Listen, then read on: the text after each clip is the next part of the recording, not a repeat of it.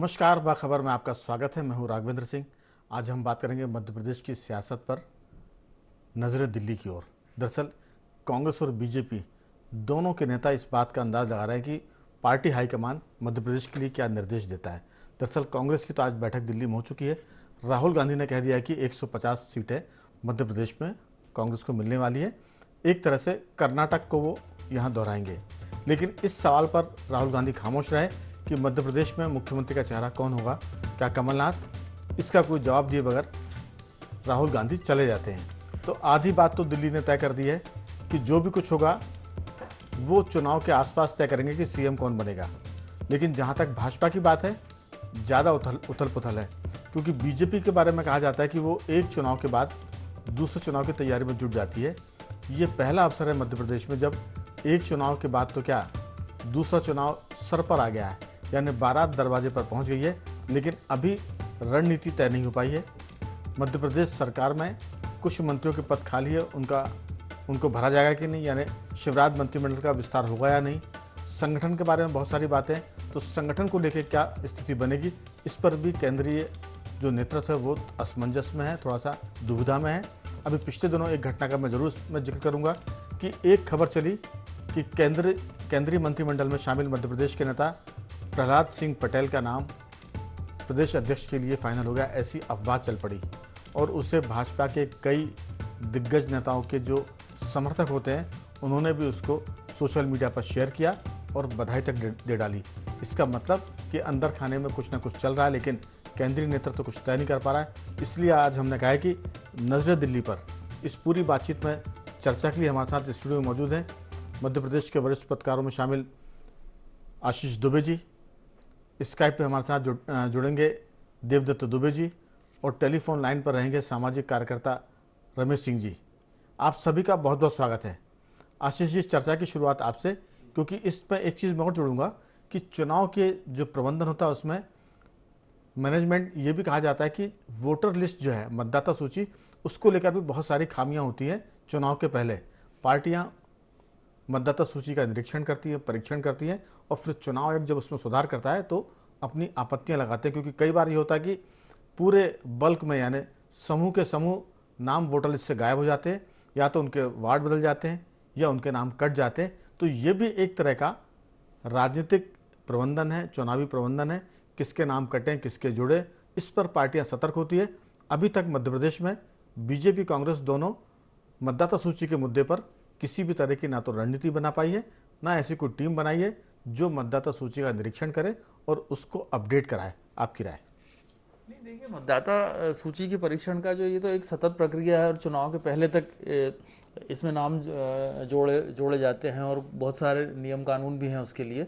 और ये अभी लगातार शिविर इसके चल रहे हैं, तो स्थानीय स्तर पर कहीं कुछ नेता इसमें सक्रिय दिखते हैं जब वार्ड में और उस जगह पे शिविर लगते हैं।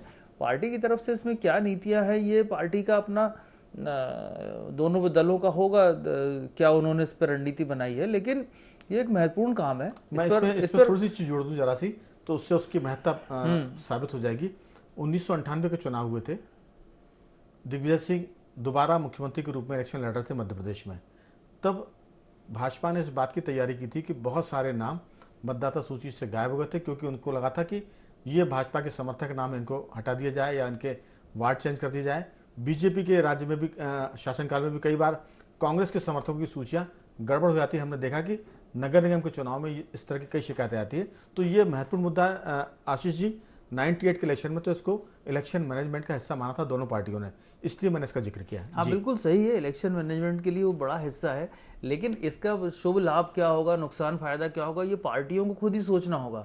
पार्टी इस पर किस लेवल पे काम कर रही है, वो बता के कर रही हैं या छुपा के कर रही हैं। नहीं, पहले तो बता के, इसमें पहले गोपनीय नहीं होता था। हाँ, बाकायदा प्रदेश स्तर के प्रभारी बनते थे, जिले स्तर के, फिर मंडल स्तर के, और इसकी बाकायदा बैठकें होती थी। ये उसमें कुछ गुपचुप को नहीं करता था। हाँ, नहीं, मतलब वो उसका प्रचार कर रहे हैं कि हम क्या कर रहे हैं या नहीं कर रहे हैं, वो अब उन्हें करना होगा। लेकिन ये तो ऐसी एक प्रक्रिया है कि जिसमें सबको पता होता है कि इसी से उनका सबसे जो प्रारंभिक गणित है यहीं से बनता है। और जो भी सत्ता में पार्टी होती है उसके प्रति लोगों में शिकायत होती है दूसरे दलों में कि वो मतदाताओं के उनके नाम इधर से उधर करवाती है, कटवाती है या ये करती है। शिकायतें हमेशा आती हैं।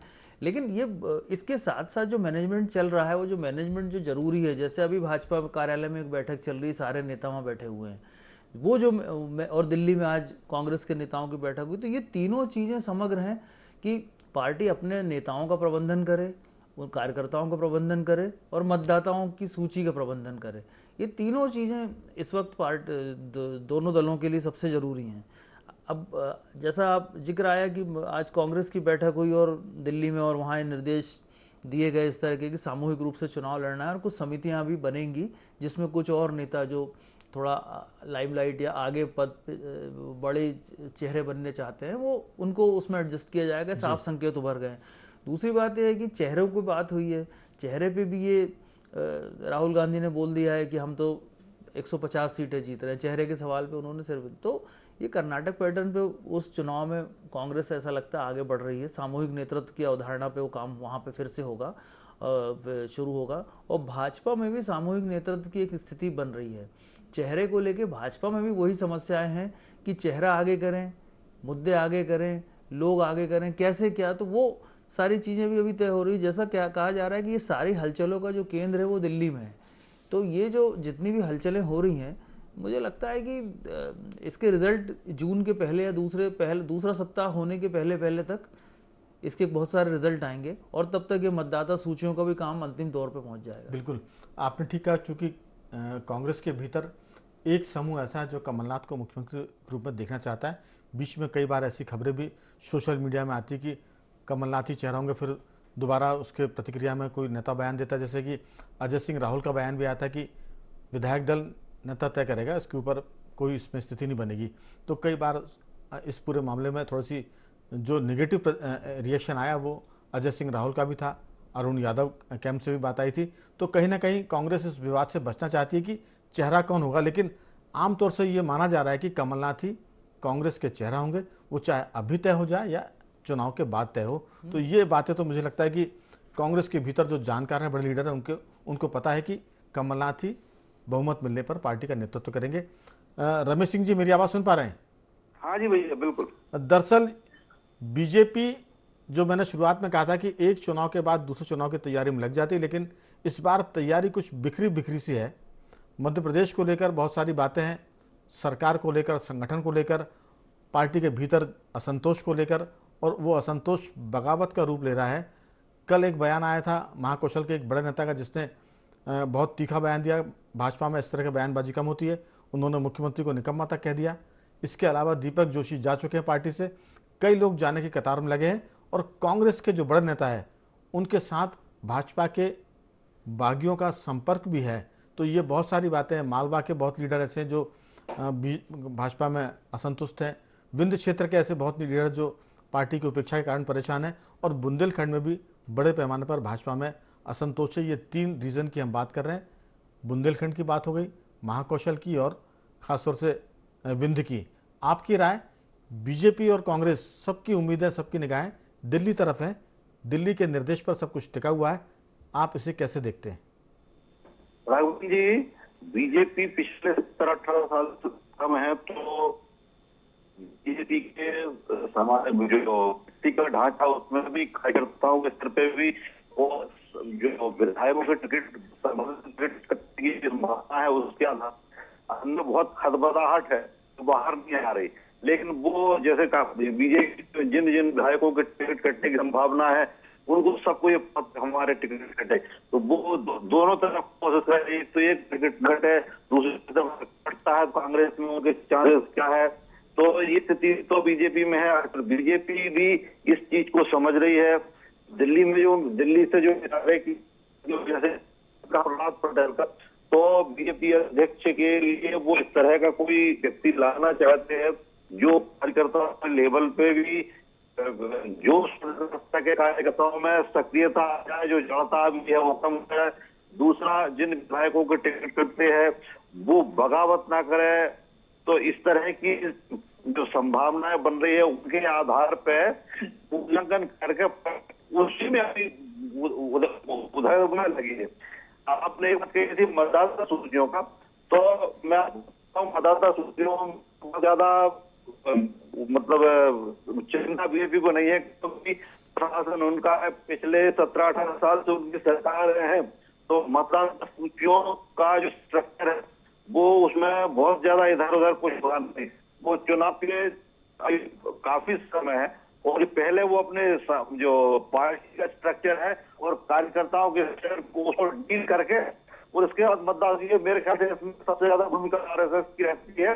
वो पन्ना प्रमुख को लोकल लेवल पर वो सक्रिय करके उनको जी। और वो मतदान सूचियों मैं लौटता हूँ रमेश जी, आपकी आवाज़ में थोड़ा डिस्टरबेंस है, कभी आवाज़ धीमी हो रही, कभी तेज़ हो रही, कुछ कट रही है। मैं लौटता हूँ। आप अपना थोड़ा सा मोबाइल की जो फ्रिक्वेंसी है वहाँ, चूँकि आप गांव देहात में रहते हैं, ज़रूर थोड़ा सा दाएं बाएं होंगे तो कनेक्टिविटी ठीक हो जाएगी। मैं लौटूंगा। देवदत्त जी, बीजेपी के भीतर हमने इसके पहले इतनी दुविधा, संशय और भ्रम की स्थिति नहीं देखी। पार्टी के भीतर असंतोष भी है, बगावत के सुर भी आ रहे हैं, लेकिन सबसे चिंताजनक बात यह कि उसको संभालने के लिए पार्टी ग्राउंड लेवल पर कुछ करती हुई नहीं दिख रही है। कमरों की बैठकों में ज़रूर इस पर बात होती होगी, लेकिन वो बंद कमरों की बात है, बाहर निकलकर अभी छन कर नहीं आ रही है। लेकिन पार्टी भीतर तो चिंतित है, लेकिन पार्टी का जो मैनेजमेंट है, जैसा रमेश सिंह जी ने कहा कि सरकार में बीजेपी है लेकिन उससे बहुत चिंता नहीं है, लेकिन सरकार में बीजेपी हो या कांग्रेस, कई बार बहुत बड़ी संख्या में वोट इधर से उधर हो जाते हैं और कई बार ऐसे वोटरों के नाम जुड़ जाते हैं जो पता हुआ कि भाजपा समर्थक थे, जोड़ दिए गए, कांग्रेस समर्थक थे, कट गए, या कांग्रेस के समर्थक वोट जुड़ गए बड़ी तादाद में और भाजपा के वोटर थोड़े से कम हो गए या कट गए। ये मैनेजमेंट हमने 98 के इलेक्शन में देखा था, जब कांग्रेस बहुत बॉर्डर लाइन पर सरकार में आई थी। तब ये कहा गया था कि अगर हम मतदाता सूची का मैनेजमेंट देख लेते तो बहुत सारी सीटें जो 200-400-500 वोटों से हारी जीती थी, उसमें मेरे ख्याल से स्थिति सुधर जाती। अभी तो कुछ ट्रेंड 2003 के बाद ऐसा है कि बड़ी संख्या में लोग हार जीत का फैसला करते हैं। मतदाता 50,000 60,000 से लोग जीतते हारते, लेकिन जब ये मार्जिन कम होगा तब वोटों की चिंता बढ़ेगी और लोग महसूस करेंगे कि उस समय अगर हमने वोट का मैनेजमेंट कर लिया होता तो शायद 20 वोटों से 100 वोटों से हार या जीत नहीं होती। आपकी राय? बिल्कुल, जिस तरह से कहें कि विश्व कप के फाइनल में टीम दबाव में होती है या कोई परीक्षा आती है, यूपीएससी की परीक्षा दे रहा है तो कितने दबाव में होता है, वैसे ही प्रदेश के दोनों दल इस समय दबाव में हैं और दबाव में जो लाइन लेंथ बिगड़ती है वही बिगड़ रहा है। जो मूल काम है वो नहीं हो पा रहा, जो चुनाव के पहले होना चाहिए कि बूथ मजबूत का काम, मतदाता सूची के पुनरीक्षण का काम, बाकी सब काम हो रहे हैं कि आगे क्या करना, कौन सी टीम क्या प्रबंधन देखेगी। और एक तरह से राघवन जी आप देखें कि प्रदेश में है तो 230 सीटें, लेकिन भाजपा जो दावे कर रही 200 पार के, और आज कांग्रेस ने 150 सीटों का दावा ठोक दिया, तो 350 सीटें तो वैसे ही हो गई और बाकी और दल भी 10, 20, 15, 20 निर्दलीय भी जोड़ेंगे। तो ऐसा वादे भी ऐसे किए जा रहे हैं कि आसमान से तारे तोड़ने के, कोई 1000 तो कोई 1500, और वादे दावे सब बढ़ चढ़ कर हो रहे हैं क्योंकि जमीनी हकीकत से थोड़े से दूर हो रहे हैं, आसमानी ख्वाब देख रहे हैं। और बड़ा प्रतिष्ठापूर्ण ये चुनाव होने वाला, अभूतपूर्व चुनाव होने वाला है। तो इसमें लेकिन जो दल आसमानी के साथ साथ जमीनी पकड़ कर लेगा, जैसा कि आप लगातार सचेत कर रहे हैं कि ये सब मतदाता को तय करना है, उसके पास तो जाइए। उसके आप देखा होगा नगरीय निकाय चुनाव में कितने बूथ मजबूत के दावे किए गए थे और कितने मतदाता इधर से उधर भटक रहे थे, इस मतदान कैसे उस मतदान।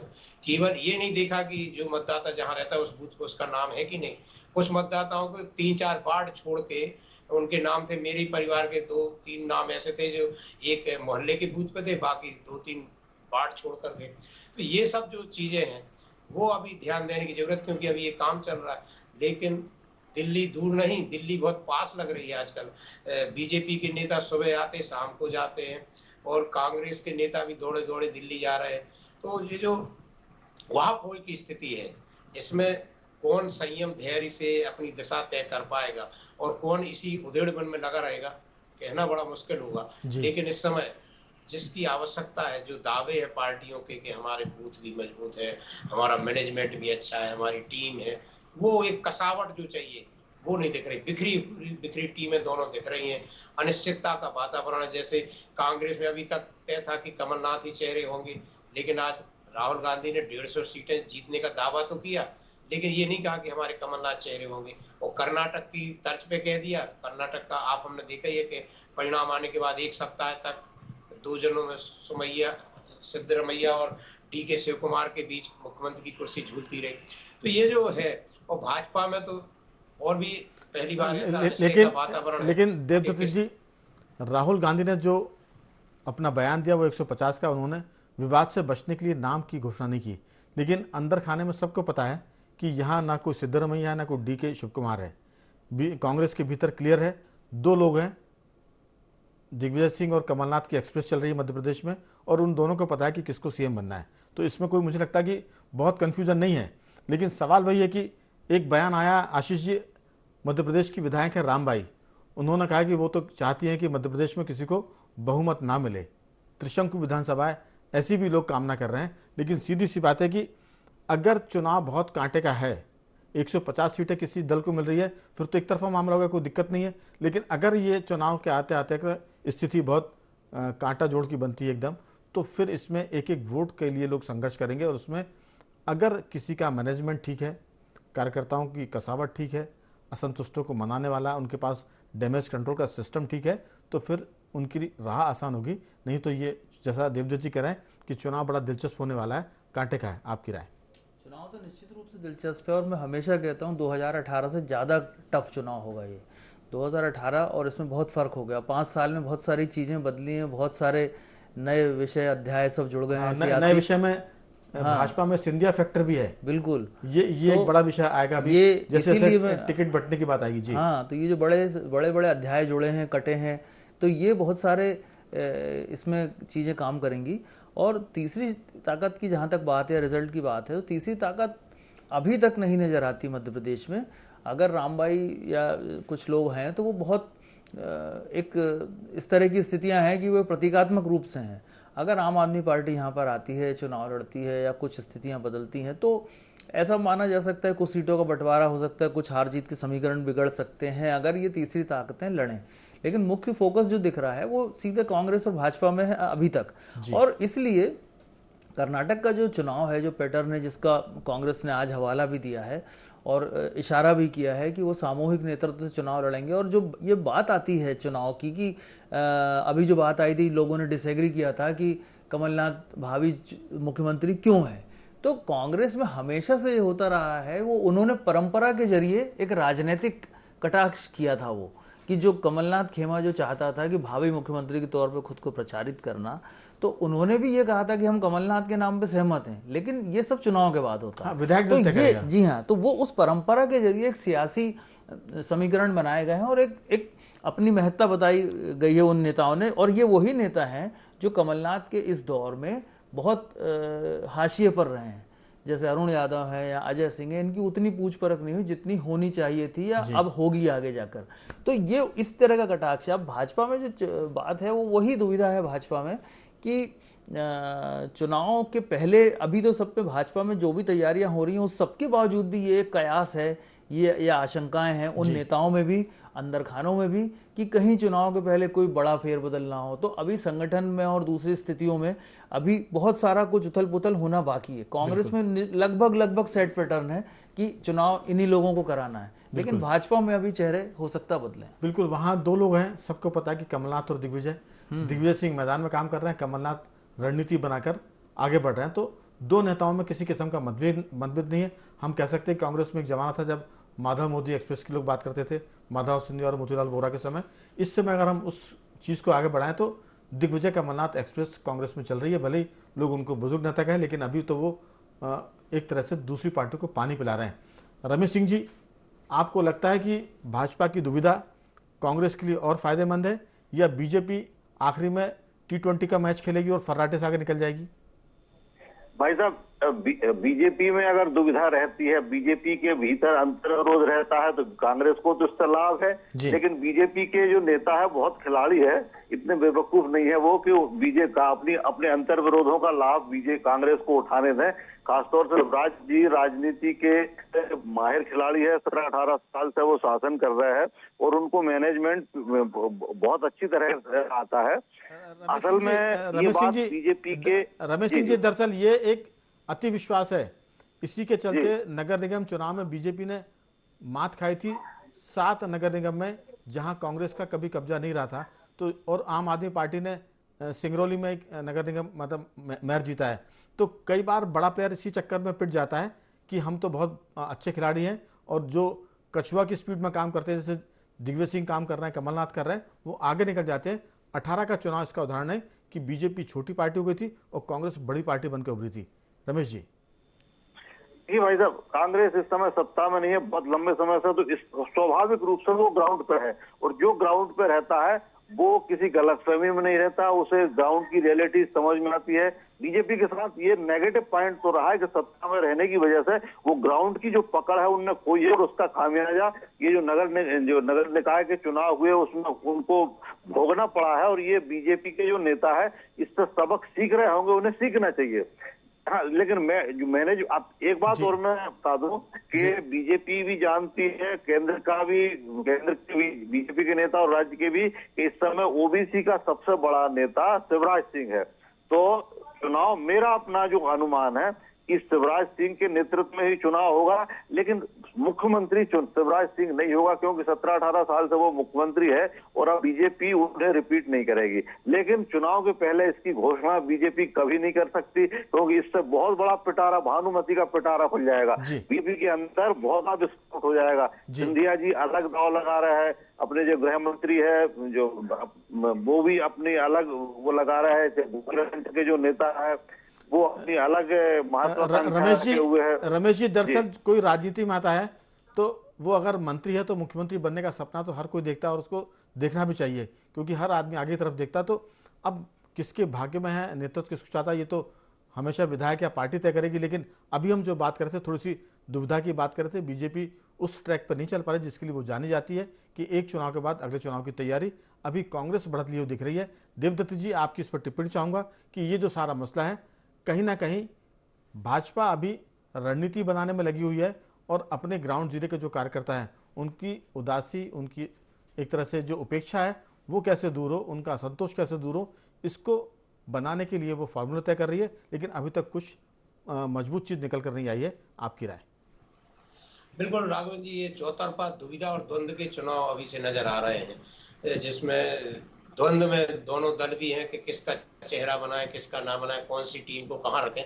तो मुझे लगता है अंत में सबसे बड़ी दुविधा मतदाताओं की भी रहेगी, क्योंकि जिस तरह से लुभावने वादे किए जा रहे हैं, 1000 को मासिक को वोट दें कि 1500 मिलने वाले उनको वोट दें, कि 500 के सिलेंडर को वोट दें, कि 100 यूनिट बिजली को दें, और अभी आएंगे वादे, अभी तो और भी आएंगे। तो वादे और जो दावे, ये सब बहुत द्वंद्व बढ़ाएंगे। अभी तो वादे और दावे के बहुत बड़े चैंपियन केजरीवाल साहब जब मध्य प्रदेश में आएंगे तो वो अपने साथ बड़ा पिटारा लेकर आएंगे, तो बीजेपी कांग्रेस दोनों उनसे पीछे हो जाएंगे, क्योंकि इस मामले में उन्होंने दिल्ली और पंजाब में करके दिखाया है। चूंकि समय कम है, आपने कहा कि ये सब चीजें, आप अपनी बात पूरी करें फिर मैं चर्चा को आगे बढ़ाऊं। देवदत्त जी।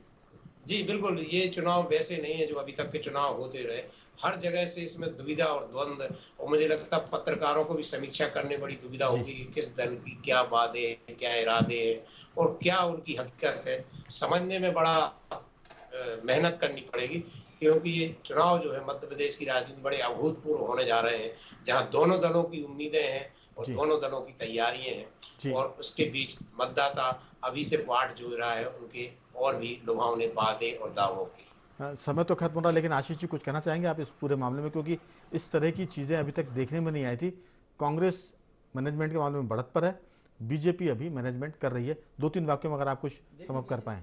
ये बिल्कुल सही बात है कि बीजेपी कॉर्डर बेस्ड पार्टी है, उसके पास बड़ी चुनाव मशीनरी है, लेकिन जब कॉर्डर बिखरता है तो बहुत बुरी तरह से बिखरता है। 1998 का उदाहरण इसका सबसे बड़ा उदाहरण है, जब बीजेपी तमाम संभावनाओं के बाद भी पीछे रह गई। बिल्कुल, लेकिन कॉर्डर का जहां तक मामला है, जब से सिंधिया कैंप भाजपा में शामिल हुआ है, बीजेपी का कॉर्डर कहने को कागज पर है, लेकिन वो ध्वस्त इसलिए हो गया क्योंकि 27 या 25 सीटों पर भाजपा का जो कॉर्डर था वो पीछे हो गया, और सिंधिया के जो लोग आए थे वो विधायक के उम्मीदवार आतिशी बन गए पहले दिन से, फिर मंत्री बने। तो ये कॉर्डर की बात तो अब कागज पर है। बीजेपी भी एक तरह से भीड़ वाली पार्टी हो गई है, जिसमें कार्यकर्ताओं की भीड़ है, असंतुष्टों की भीड़ है, और अब बगावतियों की भीड़ भी देखने को मिलेगी। तीनों मेहमानों का मैं धन्यवाद करूंगा। रमेश जी आपका भी, देवदत्त जी आपका भी, और आशीष जी आपका बहुत बहुत साधुवाद कि आपने चर्चा में हिस्सा लिया। तो कुल मिलाकर मध्य प्रदेश और कांग्रेस को लेकर सबकी नेताओं की नजरें पार्टी हाईकमान दिल्ली पर लगी हुई है। बीजेपी हो चाहे कांग्रेस, आने वाले दिनों में कुछ बदलाव हो सकता है। सब लोग दिल थाम कर बैठे। बखबर में आज सिर्फ इतना ही। कल किसी और मुद्दे पर बात करेंगे, तब तक बने रहिए हमारे साथ और देखते रहिए IND24।